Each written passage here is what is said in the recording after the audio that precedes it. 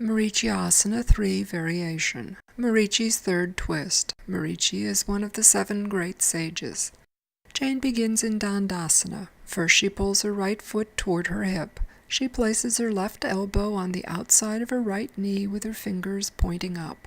Next she puts her right hand behind her.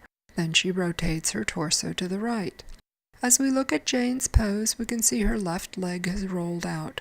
Her right leg dropped to the left, her shoulders have rolled forward, and her back is bowed out, collapsing her chest. She's leaning back even as she curls forward. Let's have her return to Dandasana and try again. Jane brings in her left foot, placing it close to her left hip. She wants her knee and foot to point straight up as her heel presses into the floor. She stretches her right arm up and to the left before placing her elbow to the outside of her left knee. Jane places her left hand on the floor close to her sacrum to help her stay upright. Then she rotates her torso away from her left leg. She wants to press out with her left knee as she presses in with her elbow. She wants to keep her right knee and foot pointed toward the ceiling and her torso lifted as she rotates.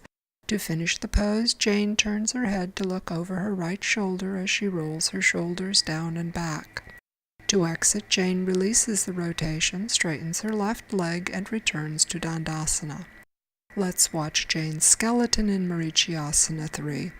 As we look at her initial pose, we can see how her left leg rolled out as her right leg leaned to the left. Her back is bowed out as her shoulders rolled forward, collapsing her chest. She looks as if she might fall backward. Let's have her return to Dandasana and try again. Jane brings her left heel close to her hip. As she presses her left heel into the floor, she points her knee toward the ceiling. Next, she places her left hand close to her sacrum. She stretches her right arm up and to the left before putting her elbow on the outside of her left knee. Then she presses her elbow into her leg as she presses her leg into her elbow to rotate her torso away from her left leg. She wants to keep her right leg rolled in and her torso lifted. To finish the pose, Jane looks over her right shoulder as she rolls her shoulders down and back. To exit, Jane releases the rotation, straightens her left leg, and returns to Dandasana.